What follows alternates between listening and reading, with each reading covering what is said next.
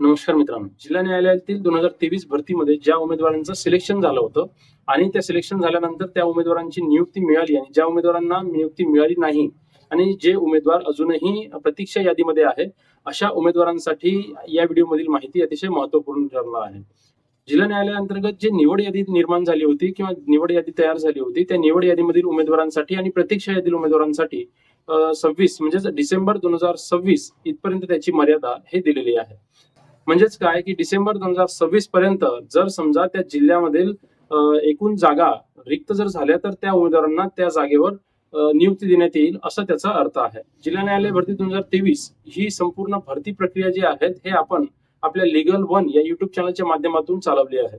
त्यामुळे या भरती संदर्भात जी महत्वाची अपडेट आहे तर जे उमेदवार अजूनही सिलेक्ट लिस्टमध्ये आहे तर त्या उमेदवारांना नियुक्ती कधी मिळणार आहे किंवा मग नियुक्ती मिळण्यासाठी काय अपडेट जिल्हा न्यायालयांकडून उचलण्यात येणार आहे किंवा मग मान्य उच्च न्यायालयांकडून कोणते पाऊल जे आहेत हे उचलण्यात येणार आहेत याची सविस्तर माहिती आपण या व्हिडिओमध्ये पाहणार आहे. त्यामुळे या व्हिडिओला शेवटपर्यंत पहा. नक्कीच या व्हिडिओची माहिती तुमच्यासाठी अतिशय महत्त्वपूर्ण ठरणार आहे. ज्या उमेदवारांची पूर्ण प्रोसेस करून जिल्हा न्यायालयातील सिलेक्ट लिस्ट म्हणजेच निवड यादीमध्ये नियुक्ती झाली किंवा निवड यादीमध्ये नाव आले आहे त्या उमेदवारांना बऱ्याचशा जिल्ह्यामध्ये अजूनही नियुक्ती मिळालेली नाहीये.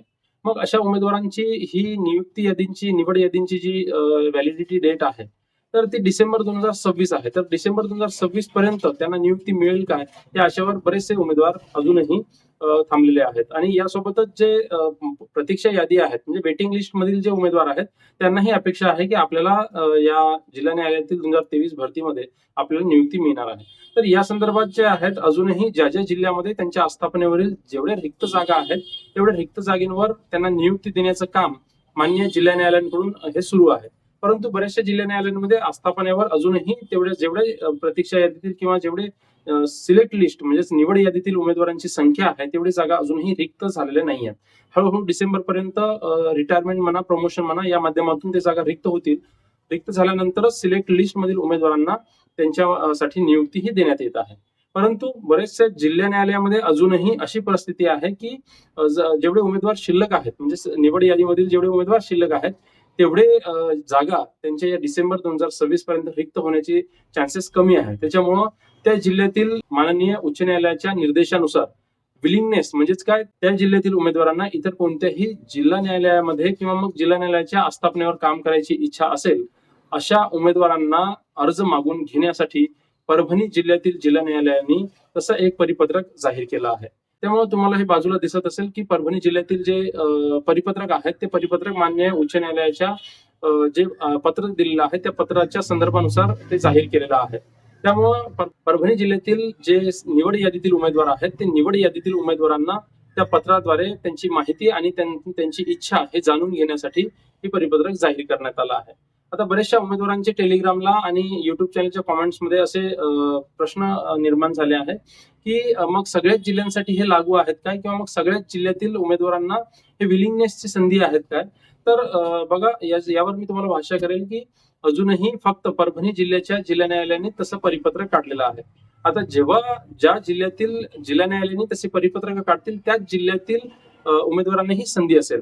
मग आता परभणी जिल्ह्यातील उमेदवारांना इतर कोणत्याही जिल्हा न्यायालयामध्ये म्हणजेच कोणत्याही महाराष्ट्रातील इतर कोणत्याही जिल्हा न्यायालयामध्ये काम करण्याची संधी जर असेल किंवा त्यांची इच्छा जर असेल तर तसा अर्ज त्यांनी परभणी जिल्ह्याकडे द्यावं आणि मग परभणी जिल्ह्यातील न्यायालय जे आहेत मग ते आस्थापना विभाग आहेत तर ते इतर जिल्ह्याशी संपर्क करून ज्या जिल्ह्यामध्ये जागा रिक्त आहेत त्या जिल्ह्यामध्ये त्यांना विलिंगनेसनं त्यांची नियुक्ती ही देणार आहे.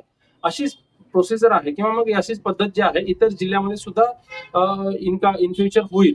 म्हणजेच काय परंतु जर समजा त्या जिल्ह्यातील आस्थापनेवर तेवढ्या जागा रिक्त होणार असतील तर मग ते विलिंगनेसचा परिपत्र किंवा मग विलिंगनेसचा मुद्दाच त्या जिल्ह्यामध्ये म्हणजे उद्भवणार नाही.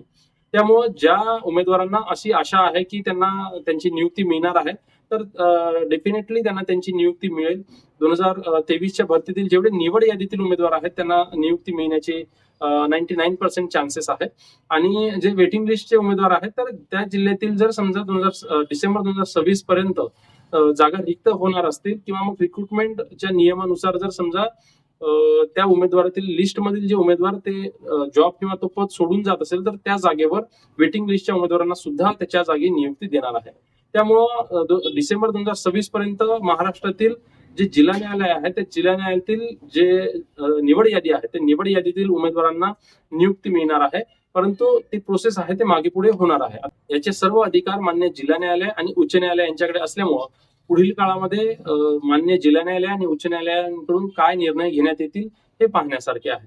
त्यामुळे जे उमेदवार अजूनही निवड यादीमध्ये आहे परंतु नियुक्ती मिळाली नाहीये, प्रतीक्षा यादीमध्ये आहे परंतु नियुक्तीच्या प्रतीक्षेत आहे, तर अशा उमेदवारांनी ते नियुक्ती येईल तेव्हा येईल, परंतु त्यांनी सोबत सोबत दुसऱ्या डिपार्टमेंटचा सुद्धा अभ्यास करायला पाहिजे. नुसता एकच या पोस्टसाठी किंवा या पोस्टवर डिपेंड न राहता तुम्ही बाकीच्या डिपार्टमेंटचा सुद्धा अभ्यास करायला पाहिजे. ती येईल तर वेल अँड गुडच आहे, परंतु इतर जे संधी आहे ते संधी तुम्ही गमावू नका, असं माझा एकदम मोलाचा सल्ला आहे.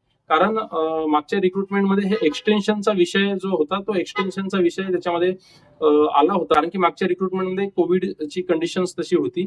परंतु आता या रिक्रुटमेंटमध्ये जर समजा अशी निवड यादीतील उमेदवारांना जर नियुक्ती मिळाली नाही तर त्या उमेदवारांना एक्सटेन्शन मिळणार की नाही हे सुद्धा चॅलेंजिंग आहे. कारण आतापर्यंतच्या जिल्हा न्यायालयाची ज्या भरत्या झाल्या आहेत त्या वेगळ्या होत्या आणि यावेळेस म्हणजे 2023 या वर्षीची जिल्हा न्यायालयाची रिक्रुटमेंट झाली ती पूर्णतः त्याच्यामध्ये काही बदल करण्यात आलेले आहेत.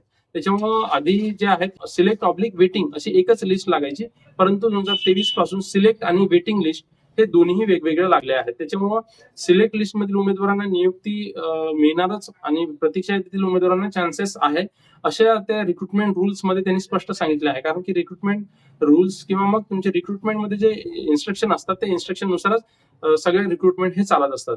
त्यामुळं मान्य जिल्हा न्यायालयांच्या निर्देशानुसारच तुम्हाला नियुक्ती मिळणार आहे. त्यामुळं डिसेंबर 2026 पर्यंत नक्कीच तुम्हाला नियुक्ती मिळेल. प्रतीक्षा यादीतील उमेदवारांना काही उमेदवारांना नियुक्ती मिळण्याची संधी आहे, जर त्यांची जागा जर रिक्त होत असतील तर. तर ही माहिती जी आहे हे विलिंगनेसची जी परभणी जिल्ह्यातील विलिंगनेस संदर्भातली जी माहिती होती त्याच्या अनुषंगाने आपण हा व्हिडिओ बनवला आहे. त्यामुळे पुढील जिल्हा न्यायालयाच्या भरतीच्या संदर्भात अजून काय अपडेट येतात तर त्याची अपडेट आपण आपल्या लीगल वन या युट्यूब चॅनलवर नेहमी देत असतो. त्यामुळे जे उमेदवार पहिल्यांदा हे व्हिडिओ बघत असेल तर त्यांनी नक्की या व्हिडिओची माहिती इतरांपर्यंत पोहोचवण्यासाठी शेअर करा आणि या व्हिडिओची माहिती महत्वाची वाटली असेल तर नक्कीच लाईक करा आणि आपल्या लीगल वन या युट्यूब चॅनलला सबस्क्राईब करून घ्या. याचं कारण असं आहे की आपण डिस्ट्रिक्ट कोर्ट रिक्रुटमेंट आणि हायकोर्ट रिक्रुटमेंट याच्यावरच मॅक्झिमम फोकस केला आहे. त्यामुळं ही भरती संदर्भात सर्व अपडेट आपण आपल्या युट्यूब चॅनलला अपलोड करत असतो. त्यामुळे भेटूया पुढच्या व्हिडिओमध्ये अशीच काहीतरी माहिती घेऊन. तोपर्यंत धन्यवाद.